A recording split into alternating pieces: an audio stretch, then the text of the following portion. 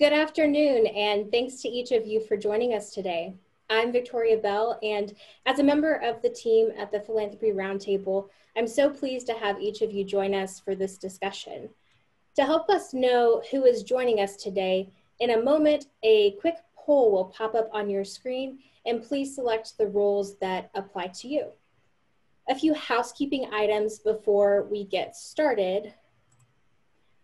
For an optimal viewing experience, we recommend you adjust your viewing option to the side-by-side view. And once in this view, you'll be able to see both the speakers as well as the visual aids. And if you have questions you would like to ask the speakers, you may submit those at any point throughout the discussion using the Q&A feature at the bottom of your screen, and we will address your questions at the end. So as many of you know, the vision of the Roundtable is to build and sustain a vibrant American philanthropic movement that strengthens our free society. To achieve this vision, our mission is to foster excellence in philanthropy, protect philanthropic freedom, and help donors advance liberty, opportunity, and personal responsibility. Our discussion today is critical to advancing that effort. COVID-19 has disrupted the status quo in our American education system. Driven by school closures and frustrations with ever-evolving reopening plans, parents are engaged in their children's education like never before.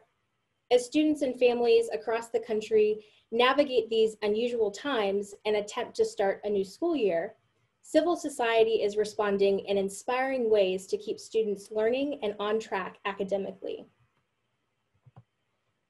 In our time today, we'll cover three main points. First, how families are responding to the circumstances, including what parents want and what students need. Second, how traditional districts and charters have responded, and key themes emerging from the start of the next school year. And finally, examples of excellent, innovative, and scalable responses and how education philanthropy is meeting the moment. I'm now pleased to introduce our speakers to you. First up, we'll speak with Catherine Bathgate. She is CEO and co-founder of School Forward and Senior Policy Advisor at the State Policy Network. Catherine previously led the communications and marketing team at the National Alliance for Public Charter Schools, and she was also the Deputy Press Secretary for the U.S. House Committee on Education and the Workforce. Robin Lake is Director of the Center on Reinventing Public Education, a nonpartisan research and policy analysis organization developing transformative, evidence-based solutions for K-12 public education. Her research focuses on public school system reforms, including public school choice and charter schools, innovation and scale, portfolio management, and effective state and local public oversight practices. We'll also speak with Meredith Olson. She's Vice President of K-12 Initiatives at Stand Together, and she's a board member of the recently launched VELA Education Fund. The fund is dedicated to accelerating education innovation and opportunity for every learner. And our final speaker is Carrie Rodriguez. Carrie is Matthew, Miles, and David's mom, and she was elected president of the National Parents Union this year. She has served as founder and mom-in-chief of Massachusetts Parents United, the largest parent advocacy organization in the Commonwealth, reaching more than 250,000 families across Massachusetts since 2016. To kick us off, Catherine, will start with you, so I'll ask Robin, Meredith, and Carrie to turn your video off. And Catherine, if you could start sharing your slides. Catherine, you've recently worked with SPN to conduct a poll of K-12 parents during COVID-19. Could you give us a brief overview of the results? How are families responding to the upending of the status quo in education? Are parents ready to send their children back to school? Great questions. So we wanted to know those exact things. And so over the summer, we did a poll of 1,000 parents of K through 12 students in the United States to get some insights into what their experience was like in the spring, and then what their hopes, concerns, fears were looking ahead to the fall. We also asked them to share sort of how their attitudes around things like school choice may have changed and what policies they'd like to see enacted to help support families and support their Herculean effort to educate their children throughout this crisis.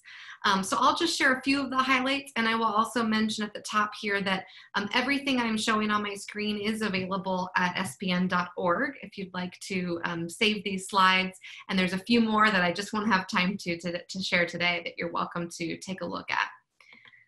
So looking at the spring, what did parents think? Over 40% of parents now believe their children are behind academically. This is obviously concerning in and of itself for the spring, but it's particularly concerning when we look ahead to the 2020-2021 school year.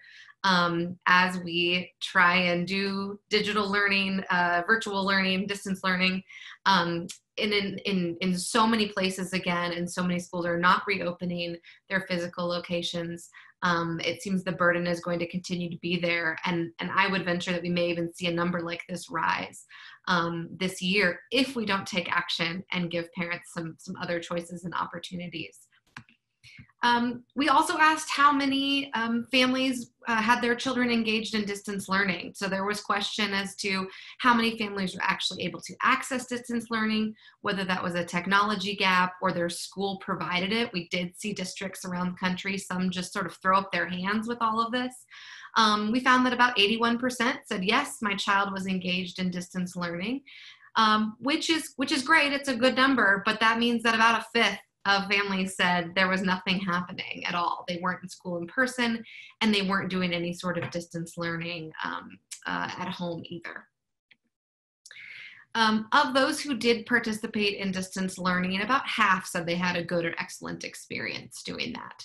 And then looking down here at the bottom, you can see about 19%, again, sort of that 1/5 number, said their experience with distance learning was poor or unacceptable.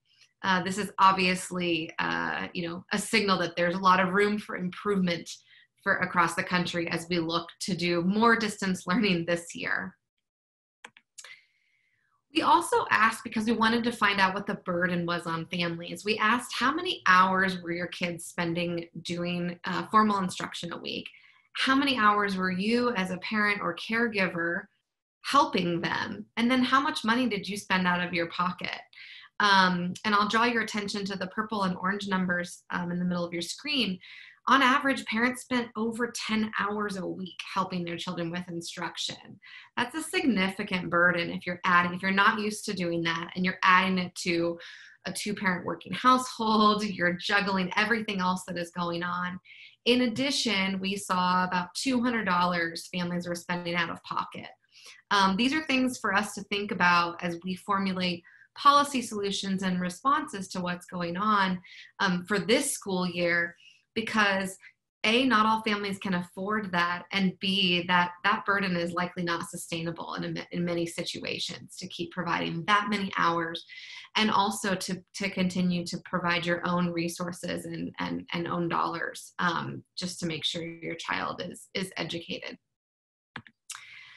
Looking ahead, we asked parents how many were considering changing education for their children. There's been a number of polls done on this. You may have seen some numbers even higher than this, but 58% told us they were considering change. At the time, and this was at the end of June, 20% said they had already made a decision to make a change. Those are some major shifts happening. So we're seeing, parents really are disrupting the education system, and all of this movement is going to mean a lot of dollars moving around, a lot of work for school administrators to navigate. Whether you're a private, a charter, or a district school, you're going to have to deal with some pretty big swings and shifts in numbers this year. So that is something we're certainly keeping a close eye on. You asked, Tori, how many feel comfortable sending their kids back to school? this number has fluctuated with the news, right? So it goes up and down based on what plans they see that their school is providing in terms of safety, what their personal circumstances. But when we asked it, less than a third said they were highly comfortable sending their children back to school in person. And this is something to keep in mind as the reopen debate has become such a hot topic, and a really important one. And districts sometimes are choosing not to provide that in-person option. We've seen a lot of that. We've seen teachers unions calling for safety strikes and not wanting to reopen. But we also got to look at how parents are responding to this, and there is this barrier to them feeling comfortable going back. And so whether the union strikes or the district chooses not to open up an in-person option, you're still going to have parents, even if they have those options available to them, you're still going to have parents who have that anxiety. They either don't trust their district, or maybe they have an immune compromised child or someone in the family. So really important for us to keep that parent perspective in mind as these debates are continuing. This one's gotten a lot of attention. If you follow K-12 education policy discussions, the increase in desire to homeschool or just having more positive opinion of homeschooling has gone up. We saw an 11% boost when we asked parents how much their opinion of homeschooling had changed. And then we also are seeing these huge numbers of parents who are considering homeschooling for this school year. 37% of parents told us they were likely or extremely likely to consider homeschooling. And if you look over there on the right, of note, the very top demographic that told us they were considering homeschooling were families with an immune compromised child, which makes a lot of sense from a health and safety perspective for their family. I mentioned we also asked about school choice. In general, school choice programs have also seen an increase, about a 6% bump. And over here on the right, you can see 35% say they would be more likely to, extremely or very likely, to switch to using an ESA, which is an education savings account, if they were available in their state. For those who may not know, an education savings account is simply something like a debit card where a family receives a portion of their child's taxpayer dollars to spend in the way of their choosing to educate their child. They could use it towards hiring a tutor. They could use it towards hiring a teacher with some other families to create a pod. They could use it for online learning. There's lots of different ways that they could use that, but they could construct an education for their children that meets their unique needs. And then lastly, I just wanted to share, we did ask about policy. So we proposed a number of policy solutions, and we asked parents what they would be in support of. And certainly topping the list here, parents wanted to make sure that distance learning options were available, especially for those who were unable to return to school in a safe manner. Along with that, and along with enabling that, would be making sure that we get technology into the hands of students who need it, since so much of the distance learning model is being conducted online and there is a very strong technology component. Access to that was a priority. And then of note on our end and the work that I do with State Policy Network, we had very high favorability for the idea of an emergency or pandemic student safety scholarship. This is very similar to the ESA idea, and the concept would be to provide families with some financial resources to help them with their child's education this year.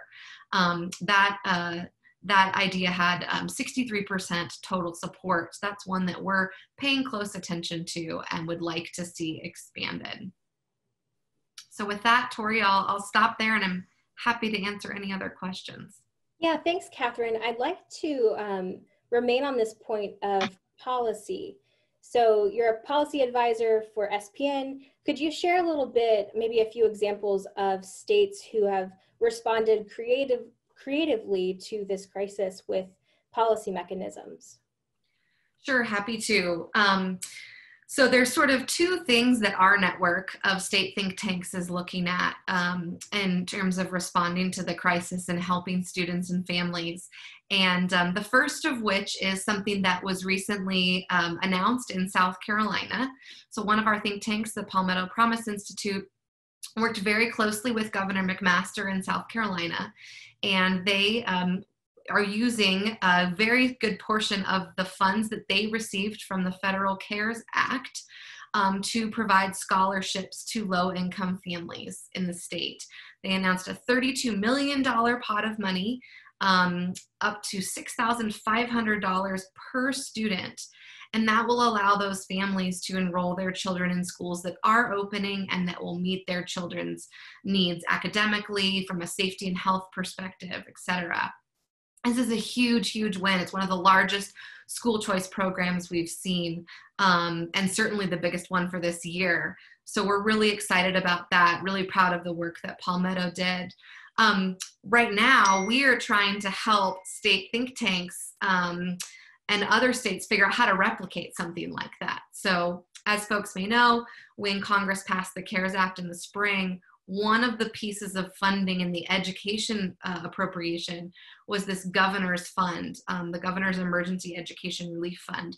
GEAR fund is what it's usually referred to. And governors have a lot of autonomy and freedom on how to spend that money in any sort of K-12 through higher ed purpose. And so this was a really creative way. Really applaud Governor McMaster for taking a pretty bold step here. Really creative way to use that money and get that money directly to families who need it right now. So we're really excited about that. We'd like to see that replicated. The second thing that we're paying close attention to and working on is the proliferation of pods, or pandemic pods.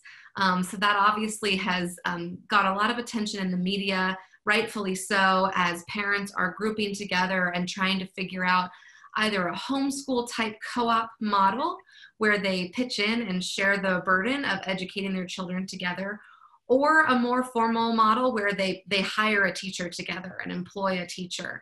And one of, there's various policy concerns around that have come up. One is, what about low-income families that can't afford that? That's where we say, absolutely, we need to address that. That's why we have something like ESAs. We need to appropriate funds. We need to make sure we're able to give as many families that opportunity as possible. And then we're also looking at some of the other implications that might be there, right? We want to make sure that for families who want to pursue this, that there aren't barriers in place, there aren't new regulations imposed on them, that they have the freedom and flexibility to create the learning environment that's right for their student and for their children. And we'd love to see some permanency around this, right? This new idea, it's driven by parents, it's really exciting, and we want to make sure there aren't policy barriers in the way of that becoming a long-term solution for families who find it really meaningful and who see a lot of progress with their children and a lot of success.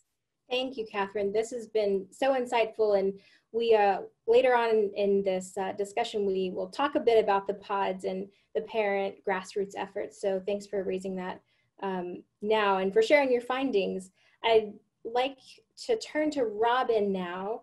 So Robin, if you could share your screen and turn your video on.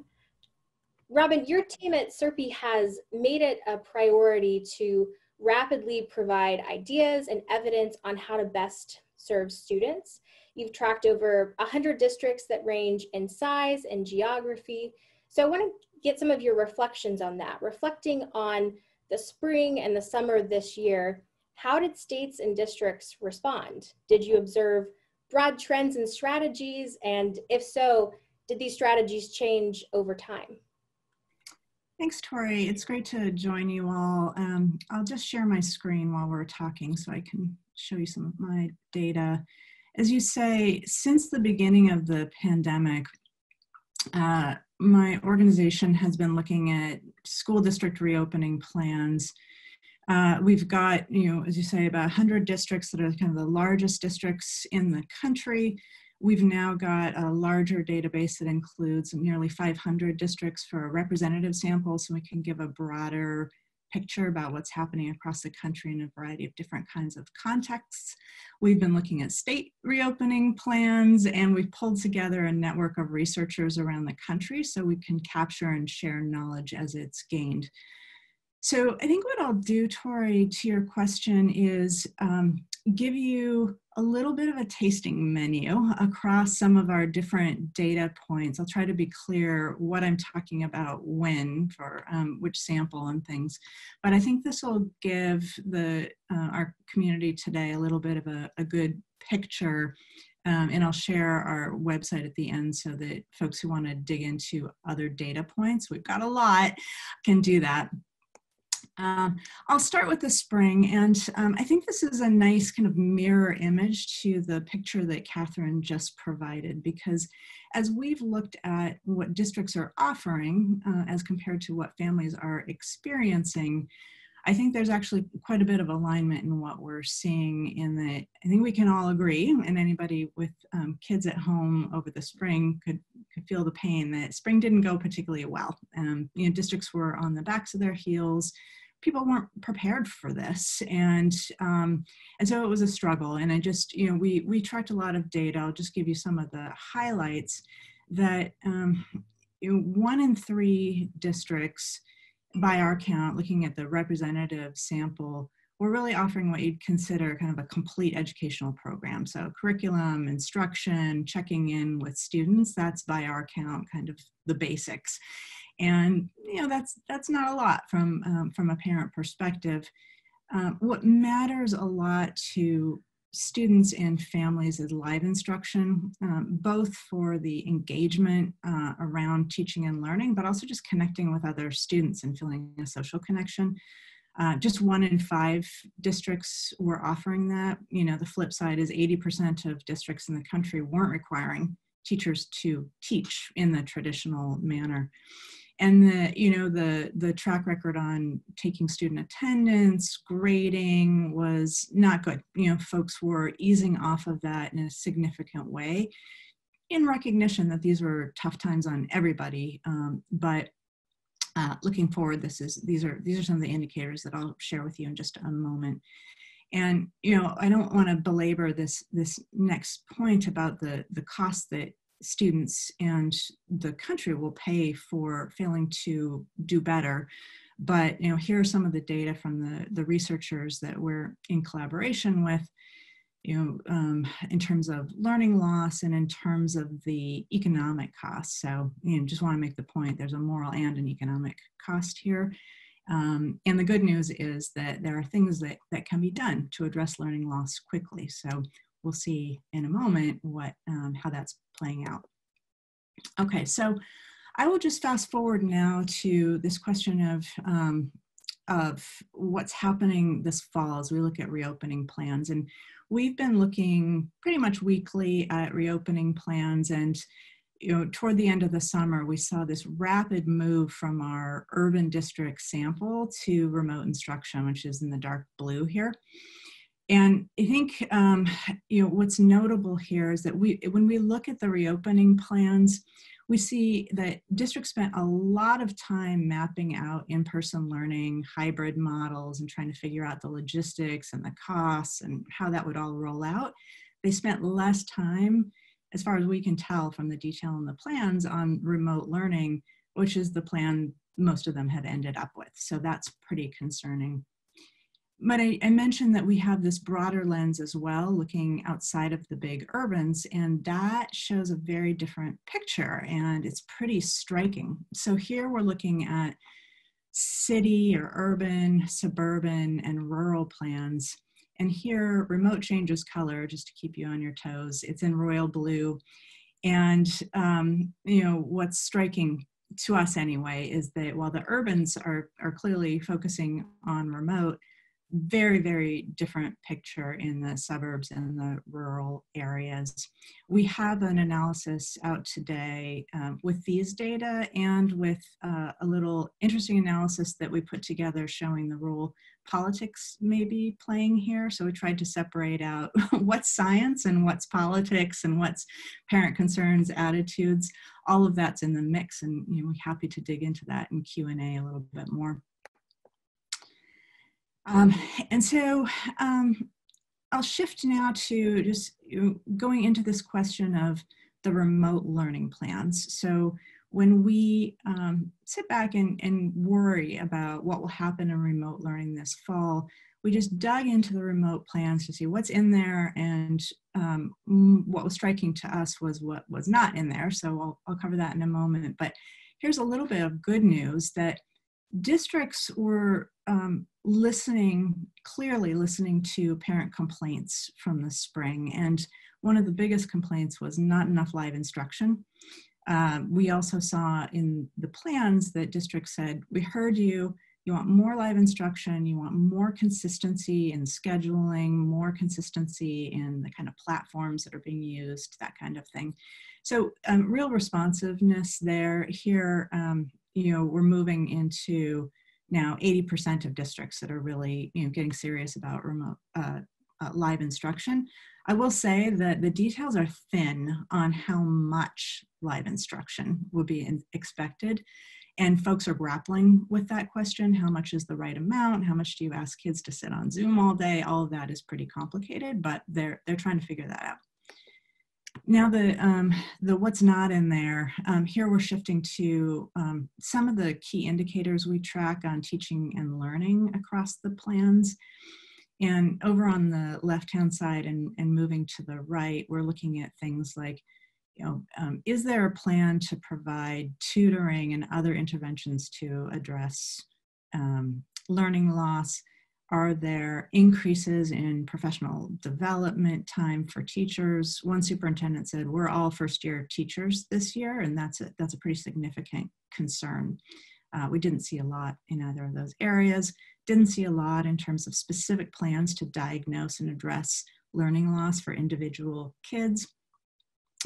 Things got a little bit better when we looked at things like teacher and student check-ins, attention to grading and attendance. So, that's the general picture on teaching and learning. It's nascent, I'd say. We hope to see that shift over time, and we do expect to. So we'll have more data on that as things develop. And then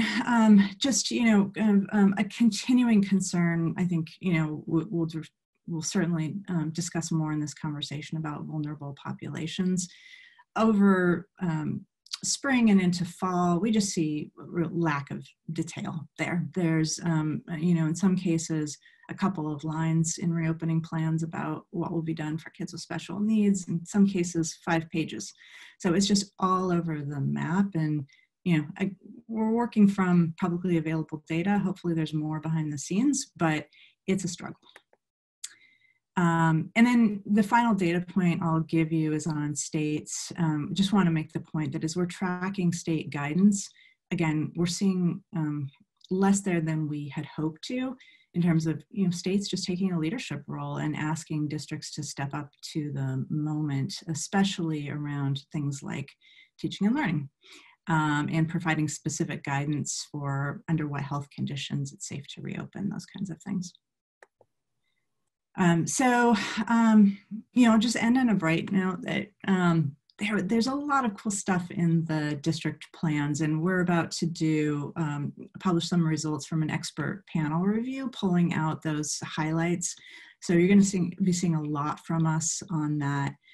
There's creativity, there's dedication, there's intentionality, but the question on my mind is how do we really quickly move those practices so that they're showing up in the broad data and not in these individual examples.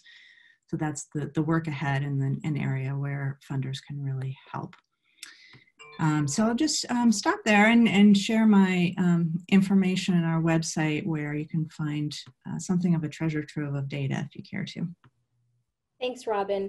We have a number of questions coming in for you in the Q&A, so I will save our questions for the end. And I'd like to bring Meredith in now. Meredith, could you talk to us about the vision for the VELA Education Fund? How is the fund promoting student learning?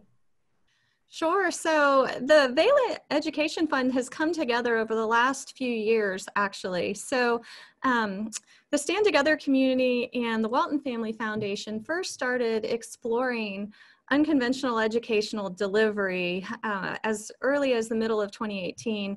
And why were we doing that? Well, we were inspired by the families, the educators, the entrepreneurs, the students who were thinking about education in a wholly different way, meaning outside of traditional classrooms, outside of traditional public schools or private schools or charter schools, and they were really charting a new course. And yet that type of education has typically only been pursued by, less than 4 to 5% of school age children and their families in America. So over the last couple of years, the Stand Together community and Walton have jointly invested in a number of opportunities to learn more about this space. And then we formalized this relationship through the establishment of the VELA Education Fund earlier this year.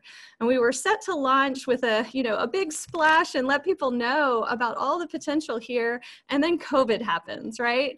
And so the good news is that created a moment and an opportunity really to talk about some of the innovations that were already happening and growing and potentially available to a broader number of school-age students. And so this summer, in an effort to be responsive to the needs that were going on out in our world, the VELA Education Fund launched a Meet the Moment campaign. And so this is an initial program of grants that are small dollar, fast grants to get funding in the hands of families, groups of families, entrepreneurs, and educators who are really thinking about new ways to educate kids. So that could be support for, the distribution of content. It could be for tutoring. It could be for, direct supports for groups of families who are developing a pod. It could be for software. It could be for any number of educational supports for people who are just figuring it out.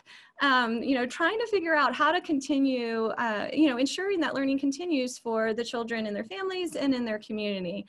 And so that effort was launched about a month ago, and we're hoping, demand has been very high, and our ultimate goal going forward, we want to highlight the amazing things that are happening, the learning that's happening, the engagement that's happening, and then accelerate the investment in these ideas so that they can be sustainable not only during COVID, but be durable to the future. So to that end, we would love to catalyze a broader base of funders to support these types of ideas. So that's what's going on behind the VELA Education Fund. That's great. Can you share a bit with us about some of the innovative models or things happening that you've learned of so far through this venture? Sure. So, I think what's excited us the most is just the level of dynamism, ingenuity, and self-organizing that happens when you throw obstacles at the American public, right? So we've heard a lot already about, the type of education that students have been receiving, or, some of the weaknesses in the response from, our traditional systems. And so, Americans aren't going to sit back and wait. They're going to go ahead and find ways, be inventive, and be creative towards solving these issues. So we've seen, we've seen entrepreneurs develop platforms to connect people. We've seen, scheduling devices. We've seen, content school in a box type distribution models. But most importantly, what we've seen are knowledge networks where families are reaching out, asking for support, and helping one another. We've seen educators do that as well. So it's because of this incredible amount of variety that when VELA decided to launch this fund, it did so intentionally through partners who are on the ground. They're seeing what's happening in a bottom-up, ground-up way. And we're working with our initial round of partners include 4.0 Schools, the National Parents Union, Camelback Ventures, and the Homeschool Legal Defense Association. So each of these groups is really leading efforts in harnessing this on-the-ground energy and then providing supports for it, but their constituencies are all very different as well. And so that gives some, broader diversification in the approach. And then to link the efforts to learn from them, like what's working well, what's not working as well, and then what are people demanding and what are they doing? the VELA Fund has retained Transcend to develop a learning hub to ensure that, you know, as these efforts grow, they're networked and they improve together. That's wonderful.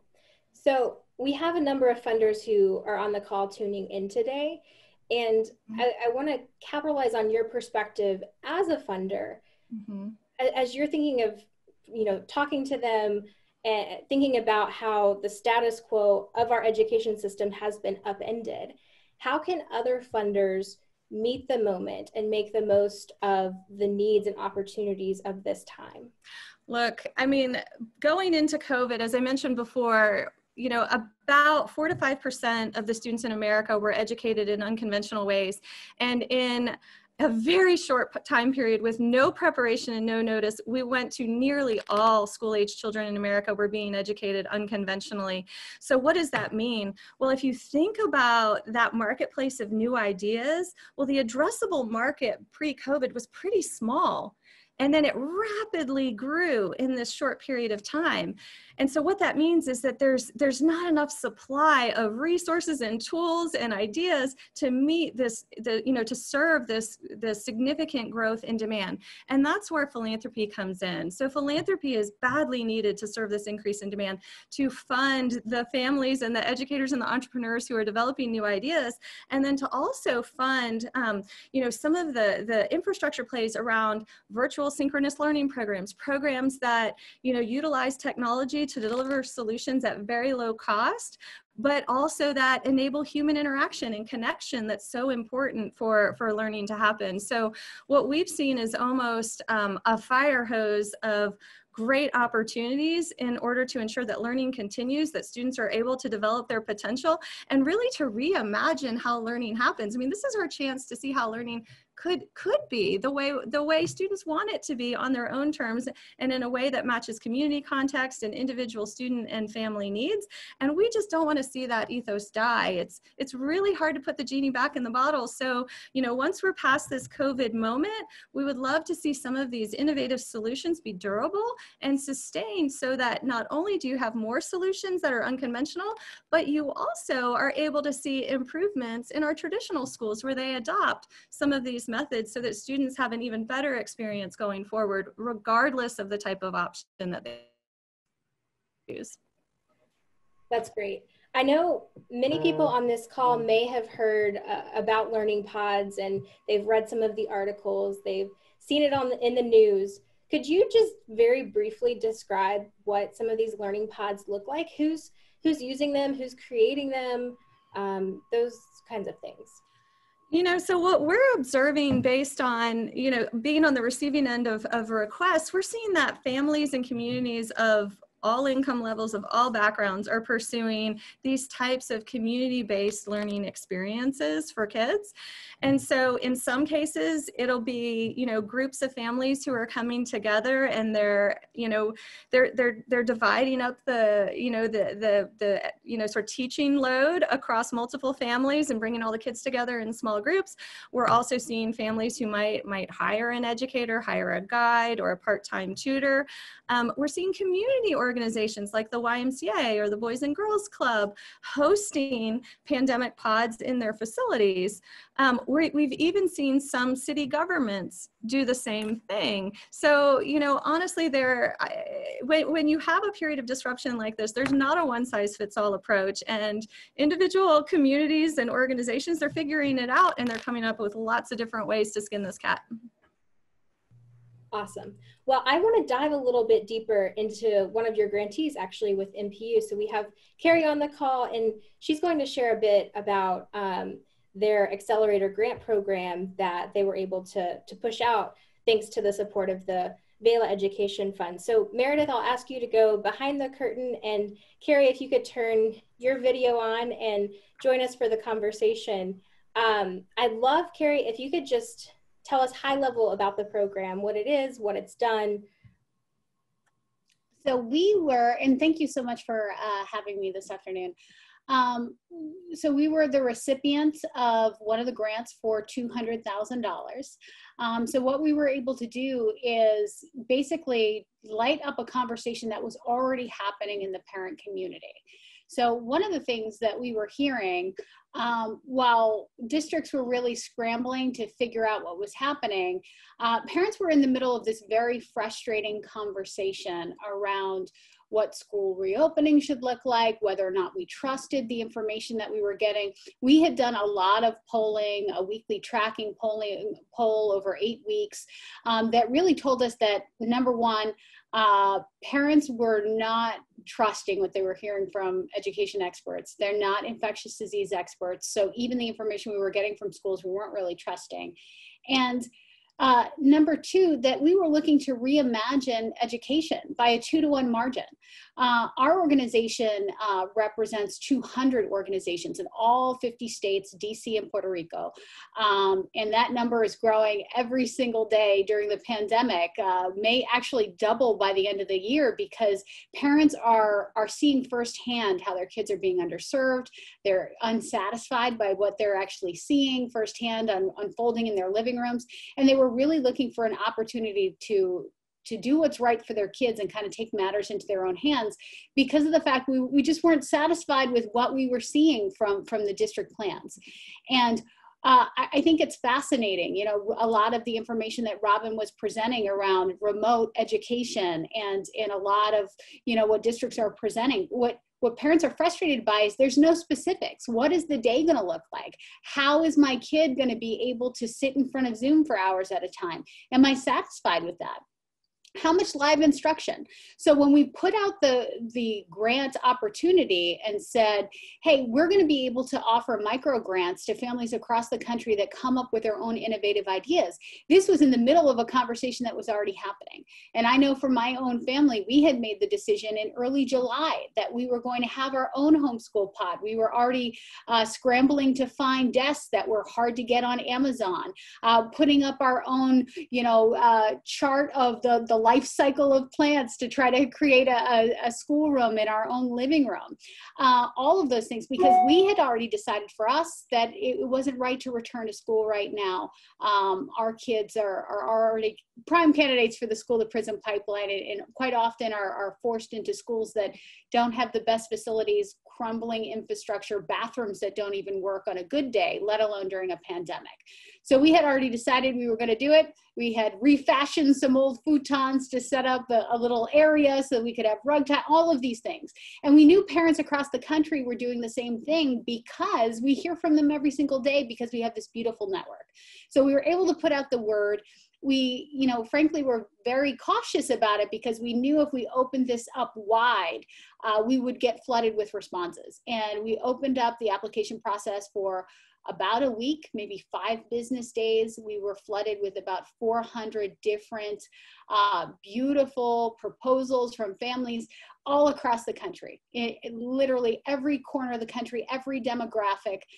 We're a very intersectional movement of parents, intentionally so. So our friends, you know, in rural Appalachia, we heard from them. Our undocumented friends in Virginia who had just come to the country from Latin America and are not documented yet, but are still, you know, needing parent voice, they applied. Foster families, grandparents, parents who were formerly incarcerated, all of these different intersectionalities and subgroups. They all had ideas. They were already thinking about this. So within a few days, they were able to come up with beautiful proposals of how they want to help their kids and how they think their children would best be served. And a lot of them, this was a moment of relief where finally they could start to put their vision or their dream for what they really wanted for their kids into action. So it was a really inspiring moment to see. That it is. It's very inspiring. I would love if you could share maybe one example. I know you all recently announced the winners of the grants. Was there maybe one or two that really stuck out to you that would be helpful for others to hear what parents are actually doing on the ground? So from that group of 400, we had about 110 who made the final rounds. We were only able to, $200,000 is a lot of money, but it's not a lot of money. We actually got requests. I would love to fund every single one. It would cost about $2.5 million to do it. I only had 200, so we awarded to 12.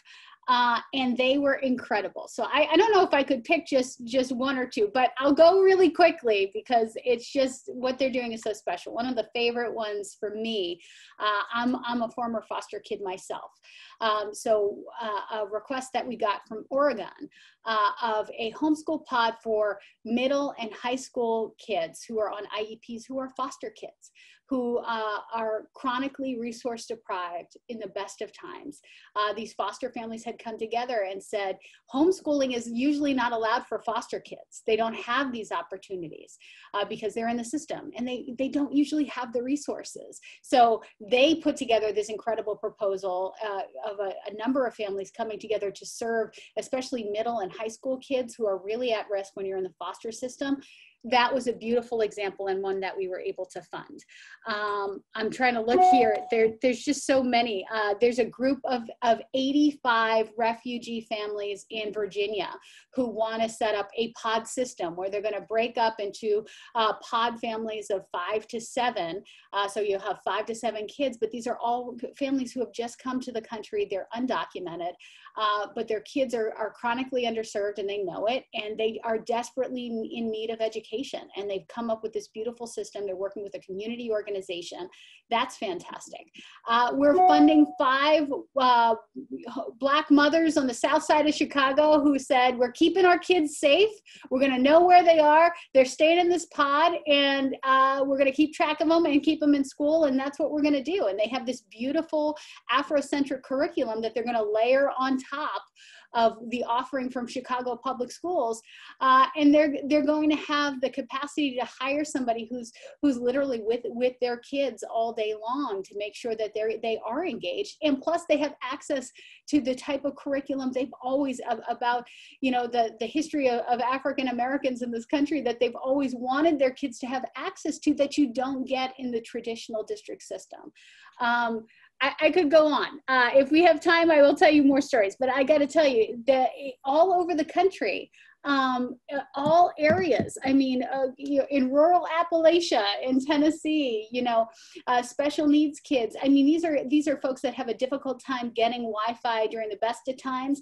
One of our organizations, it took us, it would take you several weeks to get them an air conditioner in the middle of summer, but they're putting together a homeschool pod, and they have an innovative approach to how they want to be able to serve their community, and we were up for that. Some of the things that we were able to fund were as simple as a $700 request for kids in Arkansas who want to hold tight to their bilingual education program, and all of their remote learning opportunities were in English only.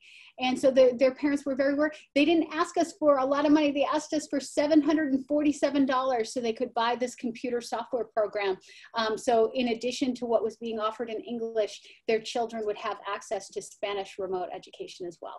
Those are the kinds of things we were able to do. And what's beautiful about all of these proposals is because they come from parents, they're no nonsense. They're spending this money on their kids. There's not a lot of overhead. They're not spending money on PowerPoints. They're not spending money on fancy glass conference room tables. Like, the money that we're giving them is going directly to help 300 kids, formerly incarcerated or families with parents who are formerly incarcerated, who are coming together to share a curriculum package. It's going to directly impact them and have tangible outcomes. And that's what we want to see. It's a beautiful moment to watch, this money and these resources make a critical impact right on the ground. Thanks so much, Carrie. It's exciting to learn about just the creative and genius ways that parents are coming together and solving the problems that face their families. Oh, Victoria, I got one more. Yeah. I got to stop you. I got one more. There was one mom who, what used to be known as the crazy homeschool mom in her neighborhood. She was the one, she didn't send her kids to school. Now she's the most popular mom in the neighborhood. And she is setting up a micro school in her garage. She asked us for $1,500 for sheetrock because she's turning her garage into the homeschool hoedown there, where she's going to host all of these families. So she went from being the crazy homeschool mom to literally being the educator in her neighborhood so she can welcome more kids. That's the kind of innovation that parents are coming up with right now. That's great. I want to be mindful of our time here, and I know we're coming up on the hour. So I'd like to ask Robin and Meredith to rejoin us with video, and we'll transition to some Q&A. Before I start with the first question, I want to direct our attendees' attention to a feedback survey that will pop up on your screen. Your feedback is so important to helping us develop the Roundtable's programming, and the poll will stay live through the end of Q&A, and you can minimize it, exit out. We appreciate your input there. So the first question that I'd like to ask each of the panelists, some say that by seeking other education options, it means that parents are anti-public school. Do you think that that's an excuse? Is it about being in favor of the system, or is it about offering high quality learning options to all kids to bridge the gap between the haves and the have-nots? Well, I'm happy to just start us off by saying, the motto of our organization has always been public education is a goal, not a particular set of institutions. And that's how I think about it, that, families, their primary job, their really only job is to take care of their kids, and public education is a set of opportunities and assurances to be able to allow them to do that. And so I don't see this as an either or at all. And for me, this is not a new issue. Families have always done what they need to do when they can for their kids. The question is, how are we going to enable all of them to do that and not have them make difficult choices of having to move in order to get their kid what they need? So that's how I see it. Let's create more options, not limit. I always think that's a very weird question. I want to agree with Robin. Like, we're not here for any particular governance model. Like, we're here for outcomes for our kids. All of these things are tactics to getting us to the outcome, which is equitable access to opportunity. Like, I always say, I don't care if you call it a district school, a charter school, you want to call it Mickey Mouse Clubhouse. Tell me that when my child leaves, they're ready to read, they've got math skills, so whatever they want to be, they're going to have an easier life. They're going to be able to launch into a career so that they don't have to work as hard as I did. And my grandbabies are going to be happy. I want them to have a happy life. So I'm not here to protect the status quo. I don't think any parent is. We're here to look out so that our babies are getting access to what we've promised them. So I don't know. I don't think any parent like walks into this and says, oh gosh, I'm more concerned about, protecting the public school building than I am about my own kid, especially my constituency, poor Black and brown folks, we've had to resource share forever to survive. That's why it's very funny for us in this moment that we've come up with these fancy terms, homeschool pods or micro schools. Like last year in my house, we called that sending the boys to Abuelita's house because there were no after school, seats. And, their boys and their cousins, they went, and that's what you do when you are, living in the city and you're with your family. Like, this is not like a new thing that rich white folks came up with. We do this all the time. We just do it with no resources. Now we have the opportunity to get resources into the hands of the people we say we want to help. And look what they're able to do, the ideas that they have. It's an incredible opportunity. Yeah, no, I mean, I think it's a wholly unproductive conversation to try to pit, types of schools or governance models against one another. It's a case of missing the point. And if we truly believe in people, if we believe that every student and every family has beautiful talents and they're amazing, then we should allow for all of these options to emerge and then trust that families are going to figure out what works best for them. And that, sure, could that be a public school? Of course it could, and it should be. Can it be a different model? Absolutely. So we should allow for all of that, but let's trust that families and students know what works best for them. I love all of your answers. Thinking about the current restraints of the status quo, we have public policies in place that set up that status quo. So this is a question for anyone on the panel. How can public policy adjust to better meet some of these grassroots learning pods, homeschooling groups, and co-ops? How can public policy adjust to better meet that?